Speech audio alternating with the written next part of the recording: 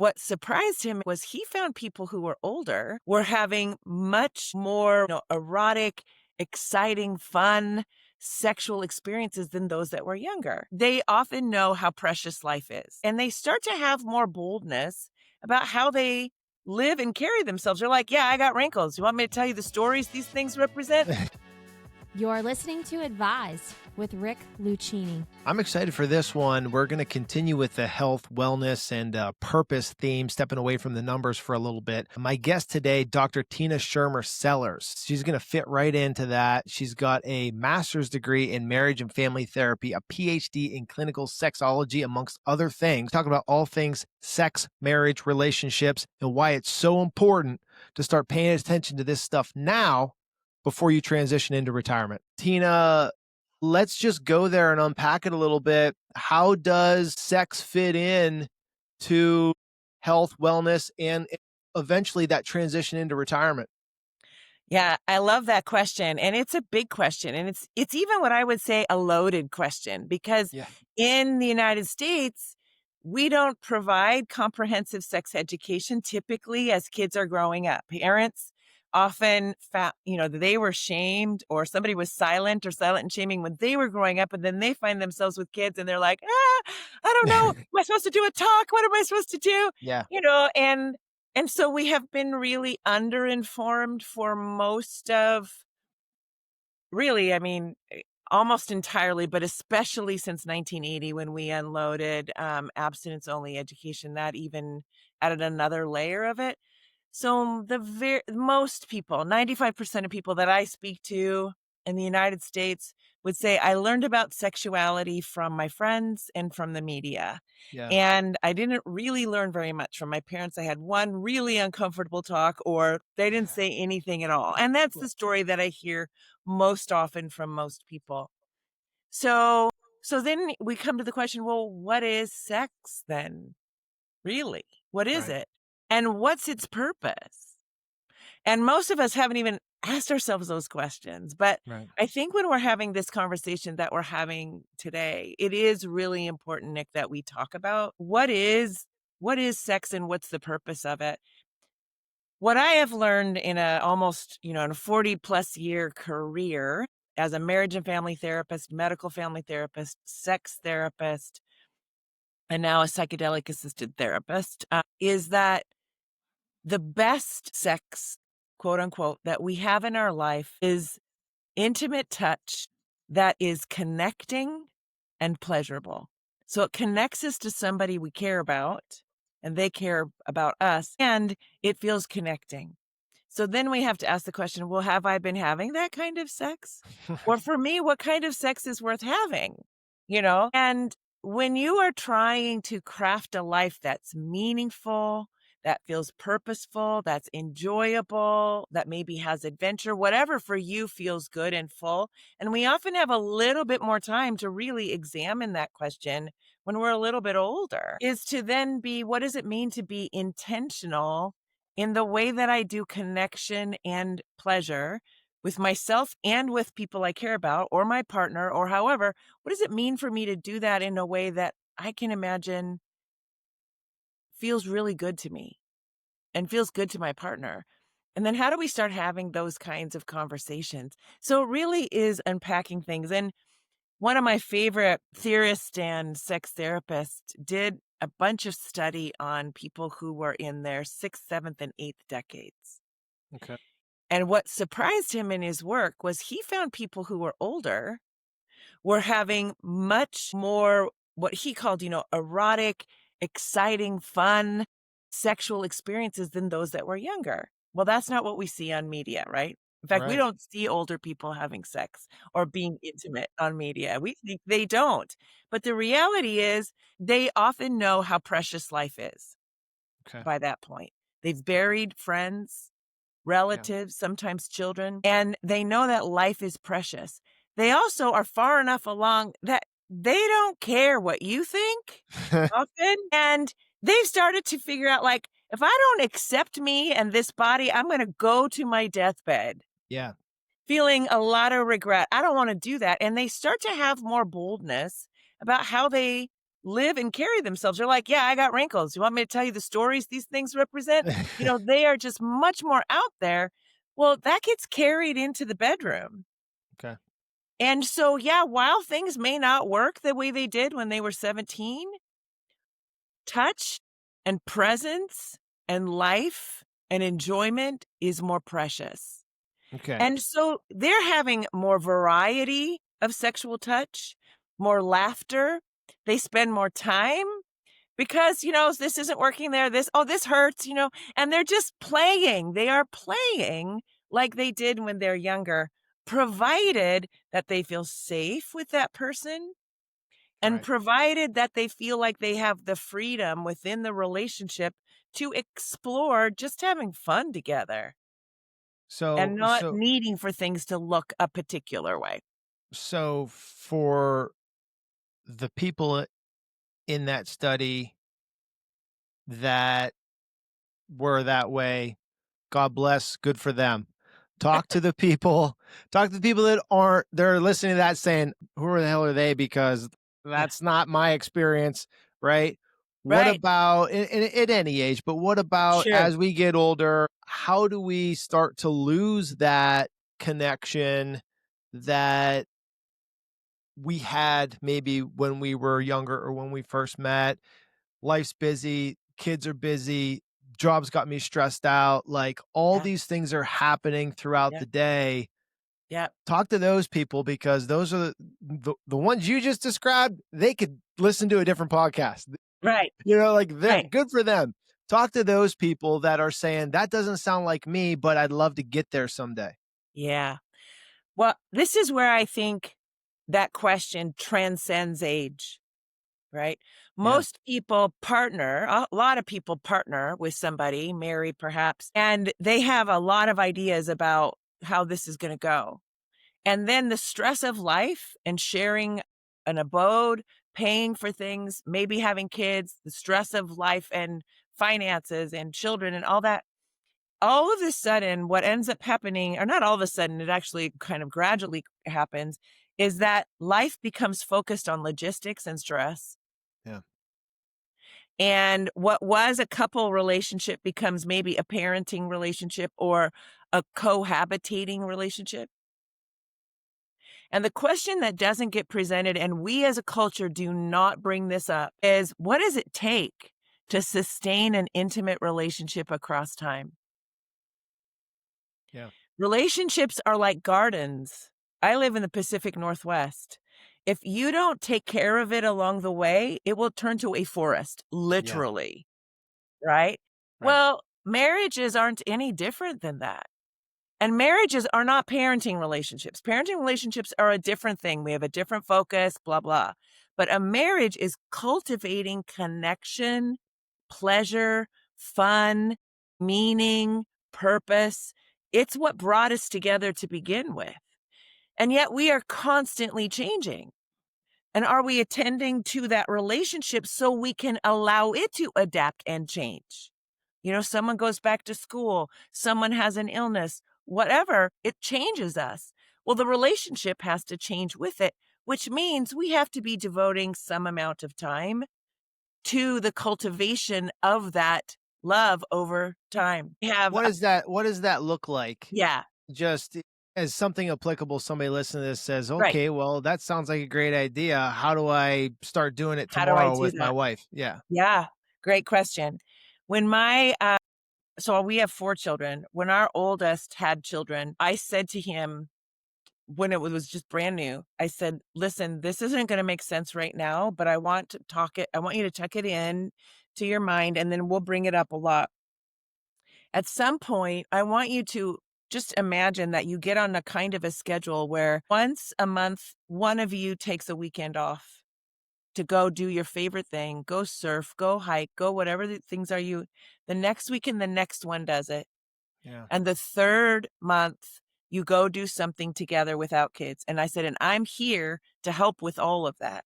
Yeah. So you have to create a family or a chosen family that'll step in for you, but you have time to nourish yourself because you're growing, you're changing. Yeah. Otherwise, you're overwhelmed all the time, right?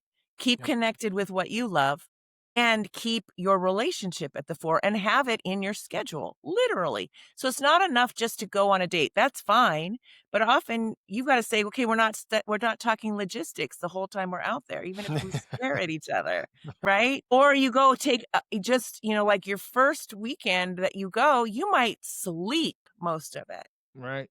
depending on where you are in your life. So really this idea of what are the things that feel fun? So I often will say to people, take a piece of butcher paper, put it on the back of a door that the backside you don't look at that, and make a list of 5 minute, half an hour, 1 hour, 1 day, 2 day things that you love to do.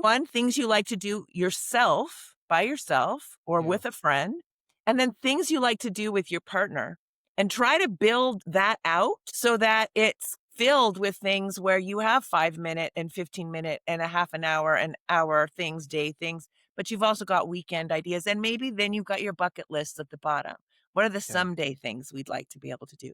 And you keep that in the fore and you make sure that that goes on the schedule Right. next to where you're grocery shopping, next to where you're planning kids' soccer, or next to when you're planning your trip to see your grandkids or whatever.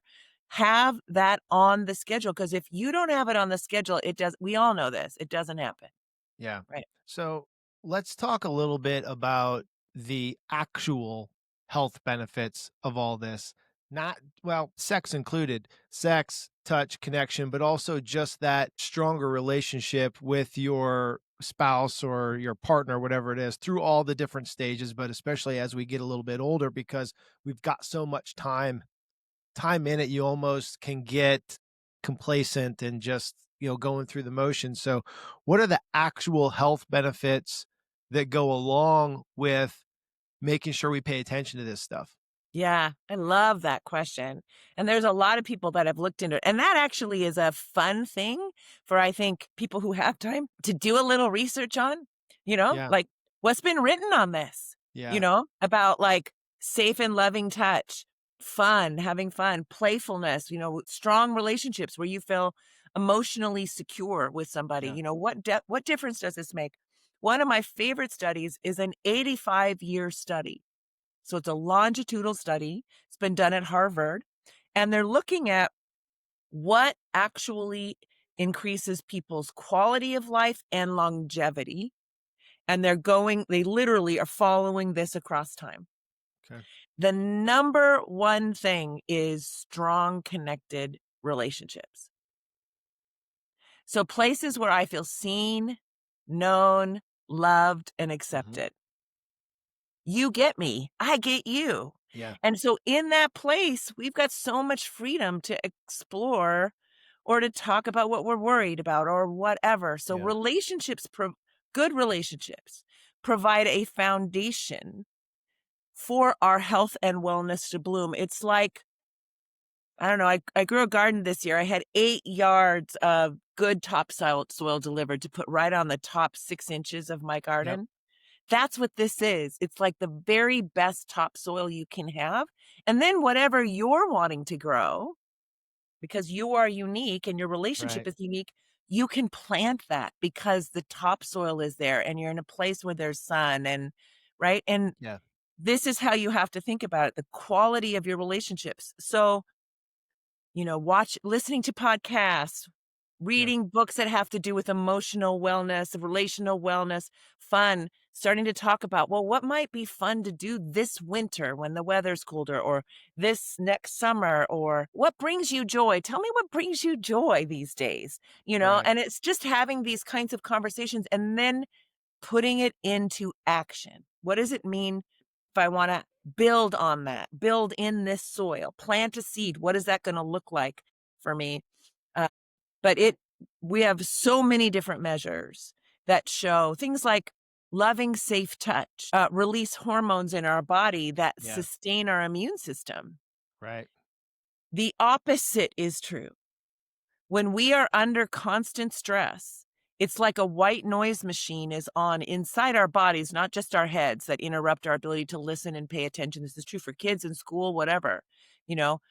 but it's in our bodies too. Our bodies are having to attend to that stress rather than put the resources towards our health and wellness. And, so it has a lot to do with quality of life as well as just your overall health, right? Right.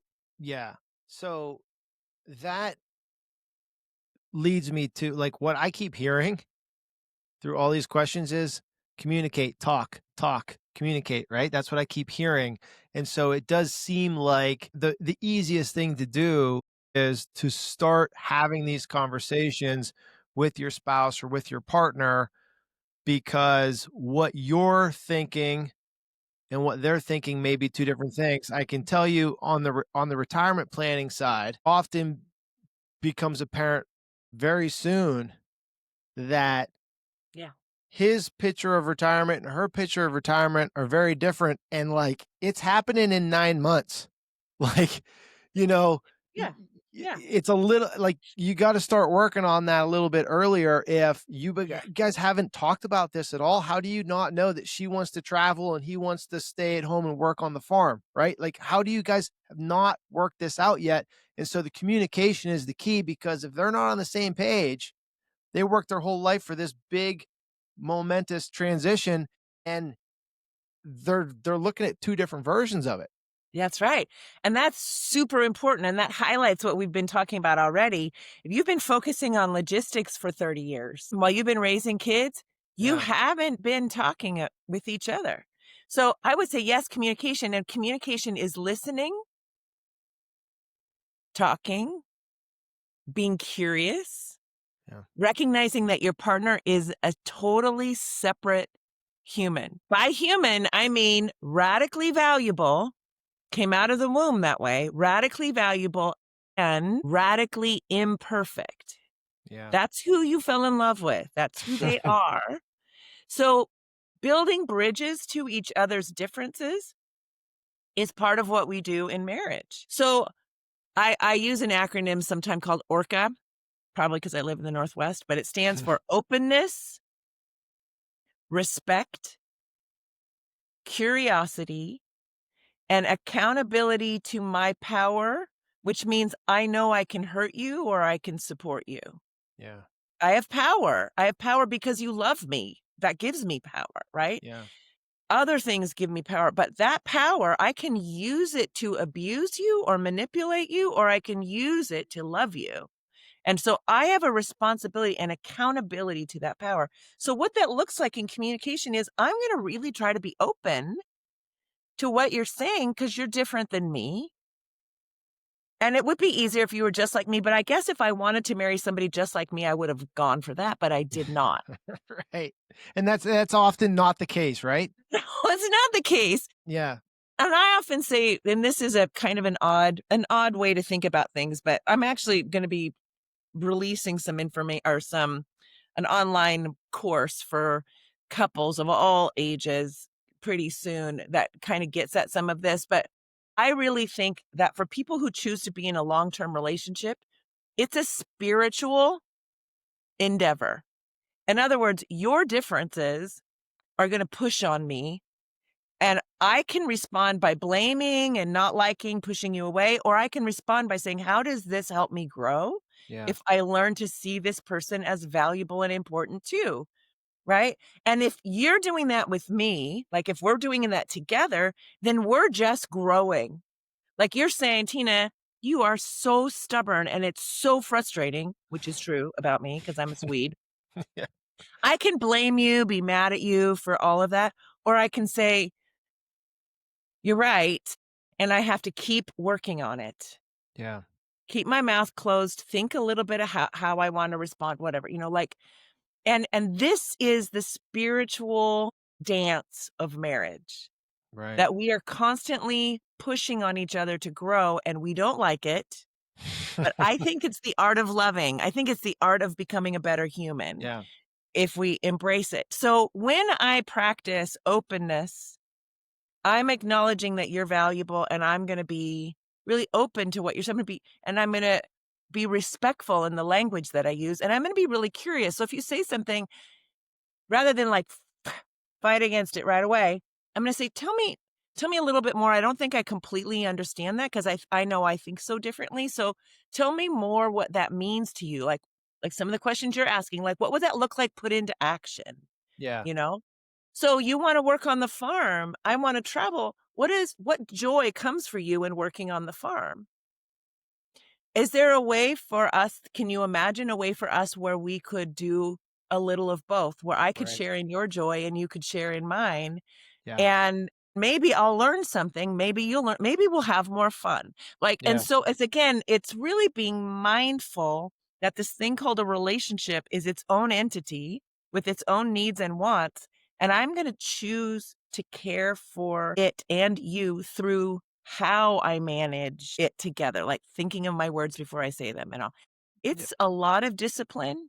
Again, something we don't talk about in our culture very much, what self-discipline is, Right. and yet it really matters in interpersonal relationships. And again, I would go so far to say you can have all the tea in China, you can have all the money in the world, but you will just be comfortable. You will Yeah. not be happy. Right. Happiness comes from cultivating loving, strong, safe, trusting relationships that you can find joy in.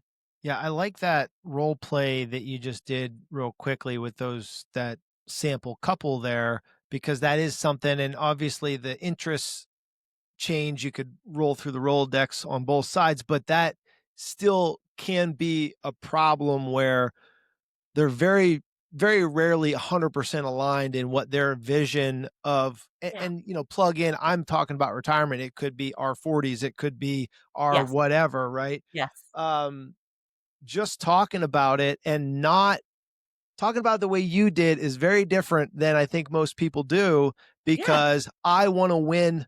I want it to be my way and you want it to be your way. And you're saying, this is silly. It should be both ways. How do we actually execute that so that Mhm. we both get what we want and maybe both of us learn something and grow a little bit more together? That's pretty powerful. It's a simple concept, but it is not easy to do. Absolutely. It's not easy. And often we have developed bad habits over time. Sure. Right? Like, there's a voice in our head that might be going off about our partner. That's not helping us out. It's not Yeah. helping us be more open, respectful, curious, right? And sometimes people can feel really stuck in how they're relating patterns, the dance that they're doing and they're relating. And this is where I'll often say, if you can find a good couples counselor to just sit and be a third party, Yeah. stop somebody and say, okay, I want you to just listen and reflect back what you're hearing from the other person and practice some new skills Yeah. that then you take home and practice those and until you can craft some new dances in your relationship. Because if you've been doing the same old dance for Lord knows how many years, it gets kind of crusty in that brain, right? Yeah. And there's a lot of pain along the way that's there. There's a lot of wounding that you've likely Sure. both been doing that happens when we do the I think human thing and blame and point our fingers and get angry and all that instead of own our responsibility in the piece, Yeah, right? and that's interesting, and I think part of the reason that doesn't get done a lot more than it should is just the stigma of that. Well, if we're going to a marriage counselor,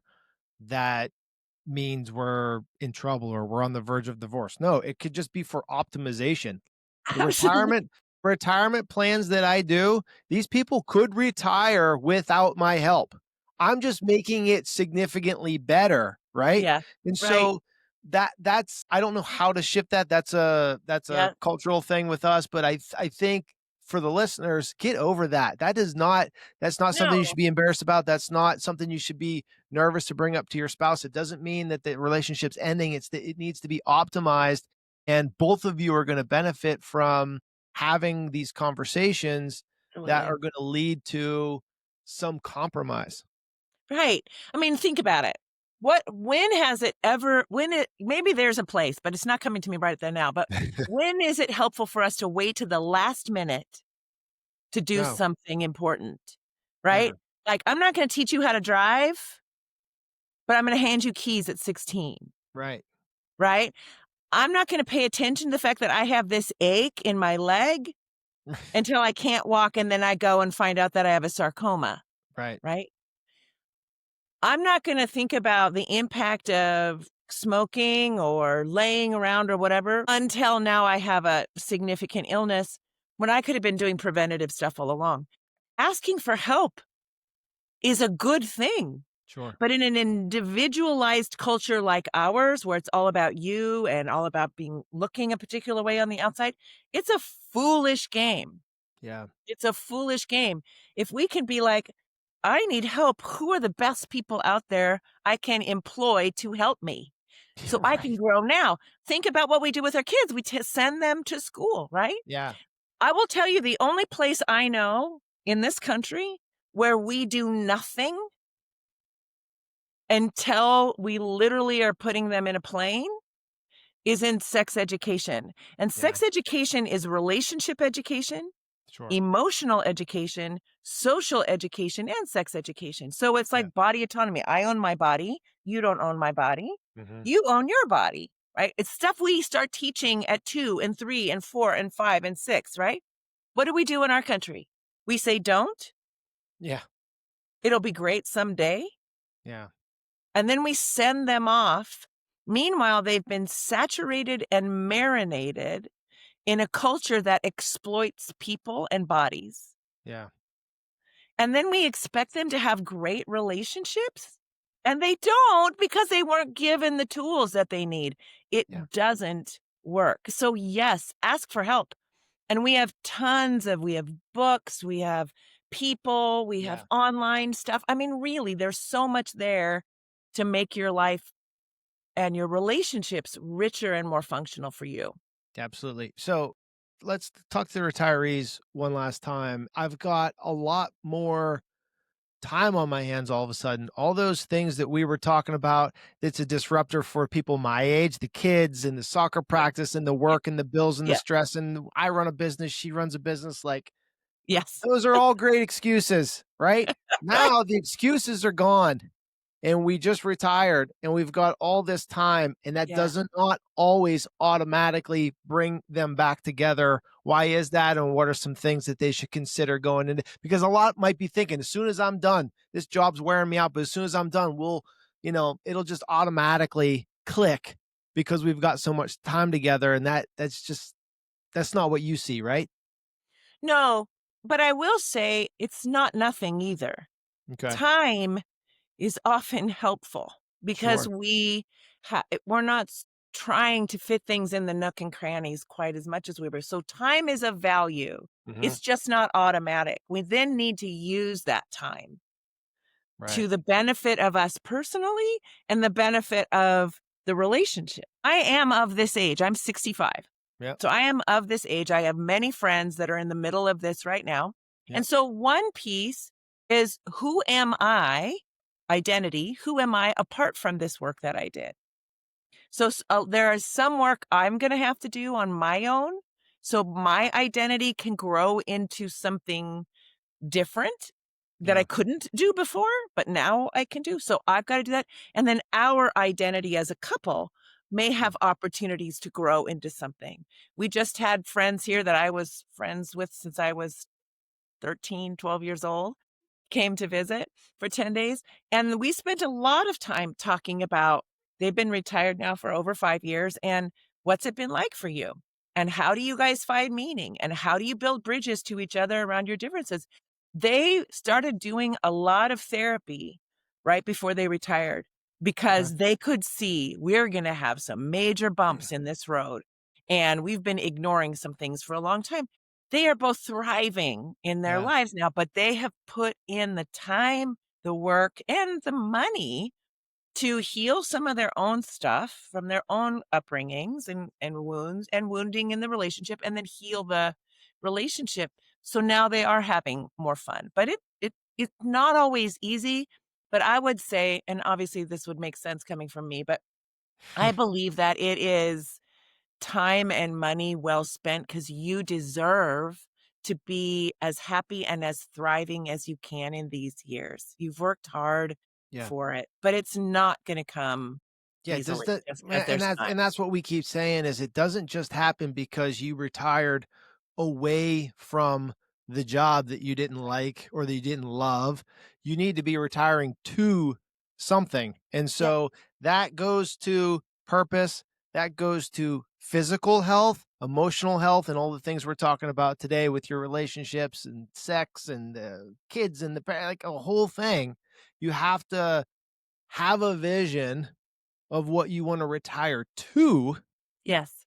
and then not just hope it happens, but start implementing things to put that into place, right? Yeah. Absolutely. Yep. And it takes mindfulness Yeah. and again, discipline, self-discipline, and then a commitment to carry it out. Put it into action steps. Yeah. What's one thing we could do this week? What's one thing I can do for myself this week? Yeah.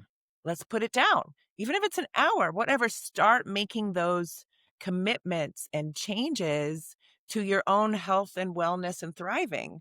Yep. Yeah, I love it. Tell everybody where they can learn more about what you're doing, where they can connect with you. Yeah.